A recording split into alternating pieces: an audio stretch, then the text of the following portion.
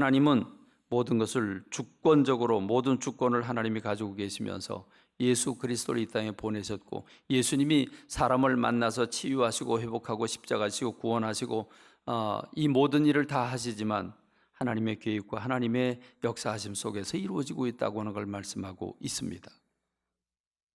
여러분, 그렇다면 예수님이 이러한 사역을 감당하실 때 성령님은 어떤 일을 하셨을까? 성령님이 하신 일을 오늘 좀 더듬어 보기를 원합니다. 첫 번째로 예수님이 사역을 하기 전에 먼저 이 땅에 오시게 되는데, 이 오시는 사건부터 성령님이 개입하고 계시는 것을 우리가 느낄 수 있습니다. 예수님이 이 땅에 어린아기의 모습으로 오셨습니다. 어린아기의 몸으로 육체를 짊어지고 오신 것은 우리가 육체로 죄를 범했기 때문에 인간의 모든 죄의 짐을 짊어지시기 위해서 육체를 입고 이 땅에 오십니다. 그렇게 오시는 예수님이 어떻게 오실까? 하나님께서 아브라함의 그 핏줄을 통해서 예수 그리스도를 보내신다고 약속하셨고, 지난 2000년 동안 그 약속의 줄기를 붙잡으셨습니다. 그리고 마침내 요셉이라고 하는 사람의 그 핏줄을 통해서 오시게 되는데, 그런데 놀랍게도 이 예수 그리스도가 태어난 사건을 마태복음 1장 18절은 이렇게 보고하고 있습니다. 예수 그리스도의 나심은 이러하니라. 그의 어머니 마리아가 요셉과 약혼하고 동거하기 전에 성령으로 잉태된 것이 나타났다라고 말하고 있습니다. 다시 말하면 예수 그리스도가 이 땅에 어린아기의 모습으로 모든 세상 사람들의 죄를 짊어지시기 위해서 육의 몸을 입고 태어나실 때 죄를 가진 사람의 핏줄로 태어나는 것이 아니라 그 가문에서 태어나되, 그러나 성령으로 잉태되었다라고 말해주고 있습니다. 요셉이라고 하는 사람이 성경은 의로운 사람이라고 평가를 하고 있죠. 착한 사람이라고 평가를 하고 있습니다. 그래서 자기와 정혼한 사람이 아직 동침을 하지 않았는데도 불구하고 배가 불러오는 이 모습에 견딜 수 없었죠. 그래서 그의 인격을 생각해서 조용히 정리하리라 생각을 하고 있는데, 가브리엘 천사가 나타나서 그 아이가 아이를 임신했다고 해서 그것 때문에 걱정하지 마라. 그 아이는 어떤 다른 남자의 아기가 아니라 성령으로 잉태된 것이다. 그리고 그 아이가 세상을 구원할 메시아다라고 하는 걸 요셉에게 알려주지요. 그렇습니다. 우리가 이해하기 어려운 사건이지만 예수 그리스도가 이 땅에 오시게 된 그 최초의 어린아이의 몸으로 이 땅에 오시는 것도 성령으로 잉태되어서, 성령의 능력으로 잉태가 되셔서 이 땅에 오시게 되었다는 걸 말씀하고 있습니다. 두 번째로 예수님이 사역하시기 전에 먼저 세례를 받으시게 되는데, 그 세례 받을 때에는 성령님이 어떻게 개입하시는가? 자, 우선 예수님이 요단강에 이르러서 세례를 받으려고 하십니다. 그랬더니 세례 요한이 펄쩍 뜁니다. 무슨 말씀이십니까? 제가 예수님께 세례를 받아야지 어떻게 주님이 저에게서 세례를 받습니까? 그럴 때 주님이 말씀을 하시죠. 이제 허락하라. 우리가 이와 같이 하여 모든 의를 이루는 것이 합당하다라고 말씀을 하십니다. 예수님이 세례를 받으십니다. 여러분, 세례란 무엇입니까? 씻을 세자, 씻는 예식입니다. 이걸 성경적으로 말하면 침례지요. 잠길 침자, 잠기는 예식입니다. 코로 숨쉬는 사람이 물속에 들어가면 어떻게 됩니까? 죽습니다. 죄로 지은 우리는 장례를 지내는 장례식이고, 다시 올라오면서 주님이 주신 새 생명을 입고 이 땅에 영적으로 다시 태어나는 것을 의미하는 것이 침례고 세례입니다. 그러므로 죄가 있는 사람은 세례를 반드시 받아야 합니다. 그래서 예수님은 승천하시면서 땅끝까지 가서 모든 사람들에게 세례를 주라고 말씀하지 않으셨습니까? 그런데 예수님은 죄가 없으십니다. 죄가 없으신 예수님이 세례를 받으실 필요가 없지요. 그러나 예수님은 이렇게 해서 하나님의 뜻을 이루어야 된다. 다시 말하면 세상 죄를 짊어지기 위해서 이 땅에 오신 예수님이 그래서 죄인들을 대신해서 세례를 받으시는 모습을 볼 수 있는데, 자, 이렇게 세례를 받으시는 예수님, 세례를 받고 나니까 어떤 일이 벌어졌는가? 성경은 이렇게 말하죠. 마태복음 3장 16절에서 예수께서 세례를 받으시고 곧 물에서 올라오시는데 하늘이 열리고 하나님의 성령이 비둘기같이 내려 자기 위에 임하심을 보시더니 하늘로부터 소리가 있어 말씀하시되 이는 내 사랑하는 아들이요 내 기뻐하는 자라 하는 음성이 들렸다라고 말씀하고 있습니다. 자, 세례를 받았는데 세례를 받고 난 다음에 하늘이 열렸다. 그리고 성령이 비둘기같이 이 예수 그리스도에게 임하셨다라고 말하고 있습니다.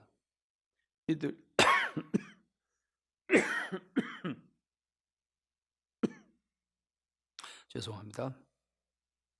비둘기는 순결과 온유를 상징하고 있죠.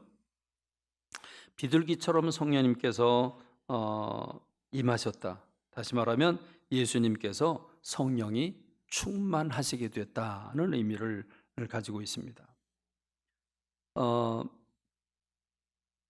예수님이 세례를 받으시고 나니까 성령으로 충만해졌다. 성령이 비둘기처럼 예수님에게 임하셨다 하는 말씀은 사역을 시작하기 전에 성령님께서 그로 충만하게 그 영혼을 다 사로잡으시고 성령으로 충만하게 하셨다는 것을 우리가 귀뚱으로 들어서는 안 될 것입니다.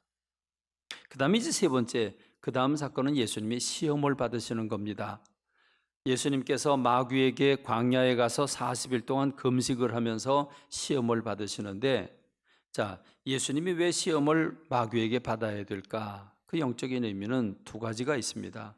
하나는 아담과 하와가 선악과를 따먹고 범죄해서 그래서 예수님이 그 아담과 하와가 패배한 그 마귀를 만나서 마귀에게 시험을 받으면서 이 아담과 하와가 보함직하고 먹음직스럽고 그리고 탐스럽게 생긴 이 선악과로 말미암아 범죄한 그 범죄를 예수님이 그대로 그 시험을 받으십니다. 그래서 도리변에서 떡이 되게 해라, 뛰어내려라, 그리고 천하만국의 영광을 보여주면서 내게 절하라 하는 이 세 가지 시험을 하게 되는데, 마귀가 이렇게 얘기를 하죠. 누가복음 4장의 5절에 보면 마귀가 또 예수를 이끌고 올라가서 순식간에 천하만국을 보이며 이르되 이 모든 권위와 그 영광을 내가 내게 주리라. 이것은 내게 넘겨준 것이므로 내가 원하는 자에게 주노라. 마귀가 아주 당당하게 너는 나에게 절하라. 그럼 내가 이거 줄게. 이 모든 부귀와 영화를 너에게 줄게. 그럽니다. 그런데 왜 당당하냐면 내가 넘겨받았다. 권리를 넘겨받았기 때문이라고 말합니다. 언제 어떻게 권리를 넘겨받았습니까? 아담과 하와에게 주신 하나님의 그 복을 아담과 하와가 뱀에게 꼬임을 받고 선악과를 따먹음으로써 하나님이 사람에게 주신 이 주권을 마귀에게 빼앗깁니다. 바로 그 마귀에게 주님이 그 세 가지 시험을 받으면서 말씀으로 승리를 하십니다. 그래서 그 권리를 되찾으시죠. 두 번째 사건은 이스라엘입니다. 하나님은 이스라엘 백성들을 뽑으셔서 종살이하고 있는 그들을 해방시켜서 젖과 꿀이 흐르는 가나안 땅으로 들여보내실 계획을 세우시는데, 그것은 마치 잃어버린 에덴 동산을 다시 찾아주시는 하나님의 마음입니다. 그런데 여러분, 이스라엘 백성들이 먹는 것 때문에, 기사와 이적 때문에, 이런 탐스러운 탐욕을 가지는 것 때문에 이스라엘 백성들은 광야에서 그만 원망하고 불평하다가 그들은 가나안 복지에 들어가지 못합니다. 실패하죠. 제2세들이 들어가긴 하지만 그들이 계속해서 불순종하고 마침내 아수르의 바벨론의 포로로 끌려가게 되는 비극을 맞이하게 되는 게 구약입니다. 그래서 하나님은 두 번째로 이 에덴 동산을 다시 찾아주시지만 그것도 역시 잃어버린 이런 되찾지 못한 상태에서 예수님께서 그 현장 40일 동안 정탐을 하고 40일 동안 정탐을 했던 그곳에 가셔서 그 마귀에게 예수님이 그 마귀에게 시험을 받으시고 이기심으로 천국을 빼앗아옵니다. 그래서 예수님께서 사람들을 만나 첫 번째로 하신 말씀이 회개하라 천국이 가까이 왔느니라는 말씀을 선포하시게 됩니다. 그렇다면 예수님께서 사역하시는 사역의 현장, 사람들의 모든 장애를 고쳐주시고 모든 약한 것을 고쳐주시고 귀신들을 추방하고 복음을 전파하시는 이 과정에는 성령님께서 어떻게 역사하실까라고 하는 겁니다. 누가복음 4장 14절에 보면 예수께서 성령의 능력으로 갈릴리에 들어가시니 그 소문이 사방에 퍼졌고 친히 그 여러 회당에서 가르치시며 무사람에게 칭송을 받으시더라. 자, 여기서 한 가지 우리가 깨닫는 것은 예수께서 성령의 능력으로 갈릴리에 돌아가셨다라고 말합니다. 자, 성령의 능력으로 세례를 받으시고 마귀에게 시험을 받으시고 난 다음에 갈릴리로 가시게 됐는데, 자, 여러분 어디를 간다, 내가 여행을 간다 또는 어디를 간다라고 여러분 목적지를 정할 때 어떻게 갑니까? 어떻게 갑니까? 어떤 원인을 발견하고 그 문제를 해결하기 위해서 누구와 의논합니까? 부부가 의논을 하고 자녀들과 의논을 하고 그러죠? 근데 여러분 오늘 본문에서 예수님은 성령의 능력으로 갈릴리로 돌아가셨다. 갈릴리로 돌아가시는데 갈릴리로 가시는 그 일에 개입한 분이 성령님이시라는 겁니다. 그러니까 예수님의 일정, 예수님이 어디를 가셔야 되는지 그 일정에 대해서도 성령님께서 주관하셨다. 성령님께서 그 일을 강력하게 성령의 능력으로 예수 그리스도를 그쪽으로 가도록 이끌어 주셨다라고 하는 것을 말씀해 주고 있습니다. 그러면 예수님의 사역은 어떻게 하셨을까요? 예수님의 사역에 대해서 단적으로 아주 짧게 표현한 것이 있는데 그게 바로 누가복음 오늘 우리가 읽은 성경 말씀입니다. 이사야라고 하는 선지자가 한 말씀을 예수님이 그 안식일에 회당에 가셔서 성경을 달라고 그러는데 많은 성경 가운데서 이사야서를 택하시죠. 찾아서 읽어주시는데 이사야서가 66장으로 굉장히 많지 않습니까? 그 많은 가운데 딱 주님이 선택하신 말씀은 바로 이 말씀입니다. 누가복음 4장 18절 19절의 말씀, 주의 성령이 내게 임하셨으니 이는 가난한 자에게 복음을 전하게 하시려고 내게 기름을 부으시고 나를 보내서 포로된 자에게 자유를, 눈먼 자에게 다시 보게 함을 전파하며 눌린 자를 자유케 하고 주의 은혜의 해를 전파하게 하려 하심이라. 예수님이 이 땅에 오셔서 하시는 모든 일을 압축해서 이처럼 짧게 명확하게 말씀한 곳이 없는데 이게 바로 이사야의 예언을 예수님이 읽으신 겁니다. 그러면서 예수님이 이렇게 말씀을 하시죠. 이 글이 오늘 너희 귀에 응하였느니라. 이 이사야를 통해서 하신 말씀이 오늘 성취되었다라고 말씀하십니다. 다시 말하면 예수 그리스도가 메시아로서 이 땅에 오신 것을 말씀하고 있는 거죠. 예수님이 하시는 일에 대해서 말씀하십니다. 그렇습니다. 예수님은 이렇게 각 동네를 다니면서 하나님 나라의 복음을 전파하셨고 모든 장애를 가진 사람들을 고치셨고 모든 약한 사람들을 일으켜 세우셨고 그리고 귀신 들린 자를 자유케 하셨습니다. 그런데 이 하신 모든 일들 그 이면에 뭐가 있었냐? 주의 성령이 내게 임하셨으니 그래서 내가 일을 하게 되었다. 주의 성령이 내게 임하셔서 성령의 힘으로 이 모든 일을 하게 되었다라고 주님이 말씀하신 것입니다. 마태복음 12장 28절에 보면 사람들이 예수님을 향해서 조롱을 합니다. 저 사람이 저렇게 능력을 행하는 것은 자기 정신이 아니야. 저 귀신의 힘을 빌어가지고 지금 사람들을 고치는 거라고 그렇게 얘기를 했더니 예수님이 이렇게 대답을 하시죠. 내가 하나님의 성령을 힘입어 귀신을 쫓아내는 것이면 하나님의 나라가 이미 너에게 임하였느니라. 내가 귀신의 힘을 빌어가지고 귀신을 쫓아내면 그 집안 구석이 어떻게 되겠냐? 귀신이 귀신을 쫓아내면 그 귀신의 집안이 어떻게 되겠냐? 아니다. 내가 만일 하나님의 성령을 힘입어 귀신을 쫓아내는 것이면 하나님의 나라가 이미 너희에게 임하였느니라. 그래서 예수님이 귀신을 쫓아내는 것이 하나님의 성령을 힘입어서 쫓아내셨다라고 예수님의 입으로 말씀하고 계시는 겁니다. 그렇습니다, 여러분. 무엇을 느낍니까? 예수님이 땅에 오시는 것도, 예수님이 준비하시는 세례를 받으시는 것도, 예수님이 영적으로 잃어버린 천국을 되찾는 시험 받으시는 것도, 그리고 예수님이 각 마을로 다니며 사람들에게 복음을 전하고 치유와 표적과 기사를 행하시는 것도 성령님이 이면에서 도우셨다고 하는 사실을 말씀하고 있습니다. 몸으로 예수님이 사람들을 만나 사람들을 얼굴 대하며 손을 마주 잡으면서 같은 배를 타고 같은 밥을 잡수시고 했지만 그 이면에서 성령님께서 역사하셨다는 말입니다. 우리가 무엇을 느끼게 됩니까? 결론입니다. 우리가 무엇을 느낍니까? 예수님은 하나님과 동일한 본체이십니다. 그런데 하나님은 하나님과 동등한 위치에 계시면서 삼위 동일한 동등한 위치에 계시면서 예수님은 죄가 없으신 완전한 분으로 이 땅에 오셨으면서 그럼에도 불구하고 성령님의 도우심을 받으셨습니다. 성령님의 이끌리심, 성령의 충만함을 받으셨고 성령님의 도우심을 받으심으로써 그 모든 사역을 완벽하게 감당하실 수 있었습니다. 그런데 여러분, 오늘 저와 여러분은 어떤 사람들입니까? 우리는 죄로 가득 찬 사람들입니다. 죄가 없는 사람이 어디 있습니까? 모든 사람은 죄인입니다. 모든 사람은 다 문제가 있습니다. 말에 실수가 없는 사람이 없습니다.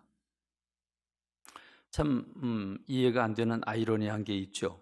예를 들면 그 사람의 장점이 뒤집어 보면 그 사람의 단점이 됩니다.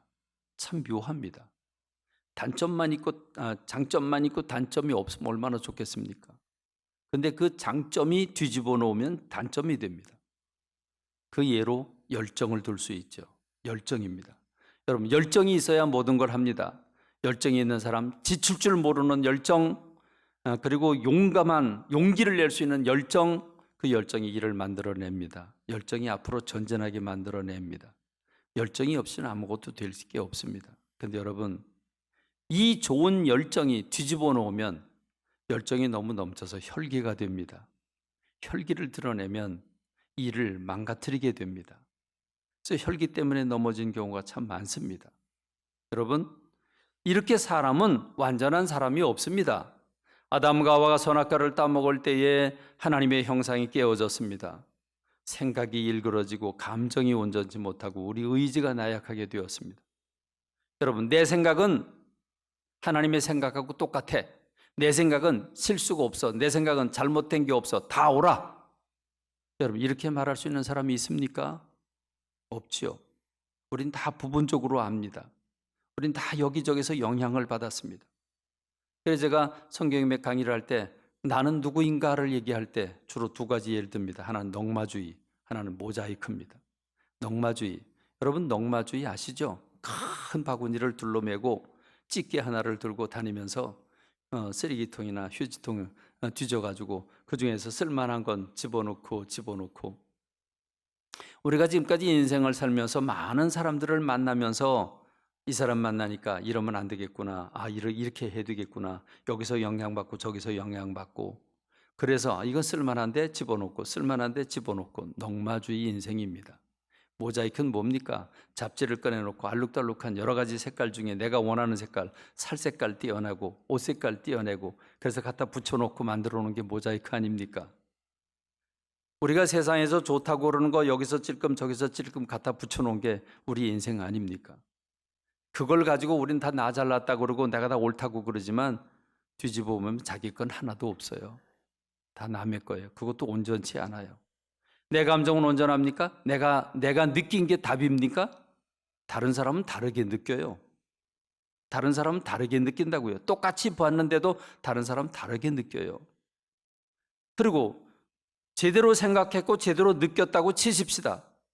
의지가 온전치를 못해요. 의지가. 온도만 달라도 벌써 생각이 달라지고 배가 고프냐 배가 부르냐에 따라 생각이 달라지고 행동이 달라집니다. 그러니까 여러분, 우리의 생각과 감정과 의지를 믿을 게 못 된다는 말입니다. 우리는 죄 가운데 살고 있습니다. 그런데 예수님은 완전하신 분으로 하나님이 이 땅에 육의 몸을 입고 오신 예수님도 성령의 도우심과 성령의 충만함으로 모든 일을 다 감당하셨습니다. 병을 고쳐주는 것도 성령의 도우심을 받아서 고치셨습니다. 그런데 여러분, 우린 완전치도 않고 우린 죄 가운데 살고 있는데 여러분, 무엇을 붙잡고 계십니까? 여러분, 무엇에 의지하고 살아가고 계십니까? 건강이 있으니까 건강 믿고, 여러분, 건강 믿고 일을 벌이고 있습니까? 여러분, 돈이 있어서 그 돈을 믿고 돈이 있으면 모든 거 할 수 있으니까 돈으로 여러분 밀고 나가십니까? 재능이 있기 때문에 재능을 믿으십니까?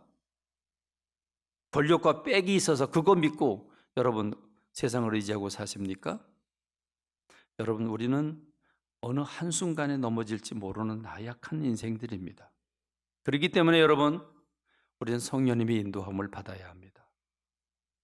로마서 8장 12절로 14절에 그러므로 형제들아 우리가 빚진 자로 돼 육신에게 져서 육신대로 살 것이 아니다. 너희가 육신대로 살면 반드시 죽을 것이지만 영으로서 몸의 행실을 죽이면 사는데 무릇 하나님의 영으로 인도함을 받는 사람은 곧 하나님의 아들이라.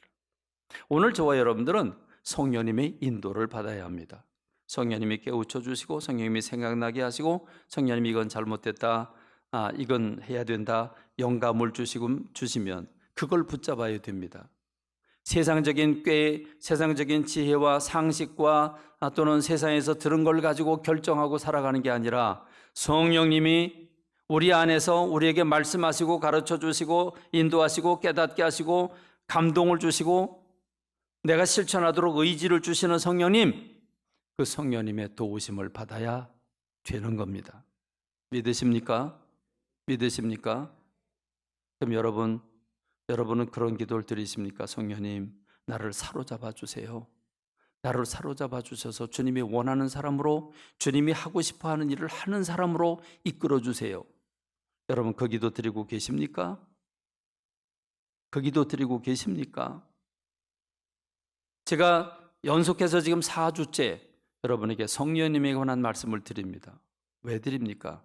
성령이 아니고는 우리 이 세상에서 제대로 살 수 없기 때문에, 제 정신을 가지고 살 수 없기 때문입니다. 누군가 그런 얘기를 합니다. 사람은 무언가 미쳐도 미쳐야 된다고.